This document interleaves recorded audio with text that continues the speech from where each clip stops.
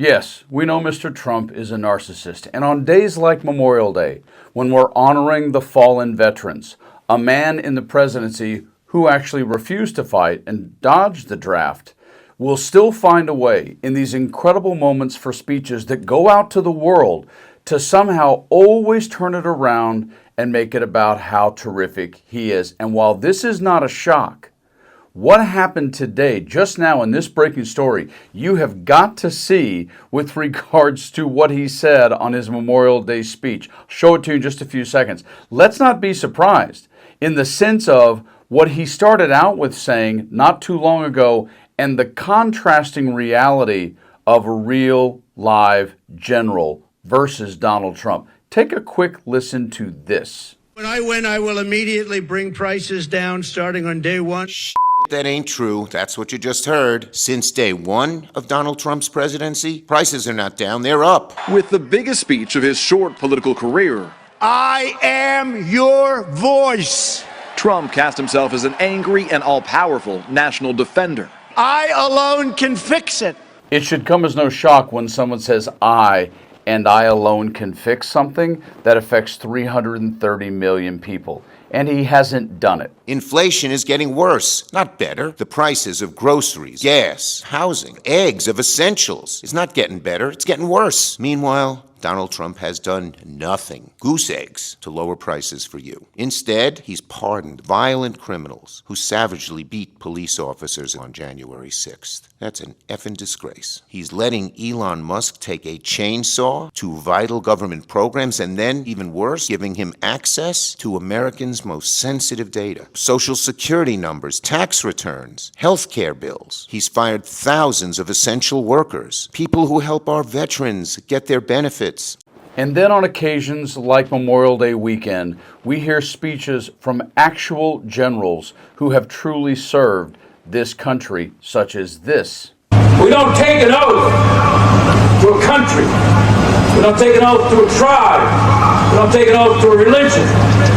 We don't take an oath to a king or a queen or to a tyrant or a dictator. And we don't take an oath to a wannabe dictator. We don't take an oath to an individual. We take an oath to the Constitution, and we take an oath to the idea that it's America, and we're willing to die to protect it. But only in the disgusting, disrespectful, narcissistic way can one truly talk like Donald Trump, and even in the speech, not even be able to linguistically state some invented word that comes wildly out of his mouth because of all the money he's making as president. You cannot believe this. Listen to this story. We're going to have a big celebration, as you know, 250 years. In some ways, I'm glad I missed that second term where it was, because I wouldn't be your president.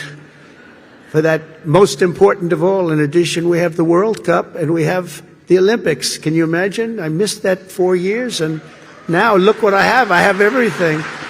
Amazing the way things work out. God did that. I believe that too. You know, I got the World Cup and I got the Olympics. The 250 years was not mine. I'd like to take credit.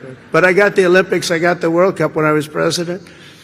And I said, boy, it's too bad I won't be president then. And look what happened. I turned out, and we're going to have a great time. We're going to have a great celebration. But most important of all is the 250th anniversary. That blows everything away, including the World Cup and including the Olympics, as far as I'm concerned. As a linguist, translator, and cryptologic technician, I'm sure on some level he was trying to say cryptologist or cryptology or some other kind of invented word that makes him think, I know more about crypto than anyone. I'm a Bitcoin genius.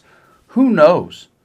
But what in the world are you doing discussing how much God loves you because you became president in your second term during when the Olympics or the World Cup will be in the United States? And what does that have to do with crypto or Bitcoin? Nothing. Nothing. While J.D. Vance and Pete Hegseth sit behind him pretending this is in any way honoring the fallen on Memorial Day. I realize, I understand, as you might as well, that no matter how idiotic he continues to be, no matter how narcissistic or damaging he continues to be, along with the fact that he's nearly enriched himself already in just 3 or 4 months, about $100 billion as president, this is going to get worse. It is going to continue to decline. You wait, watch, and see. And we have to continue to point it out and also resist where this behavior is going to wind up leading us all. You guys enjoy your day and stay frosty.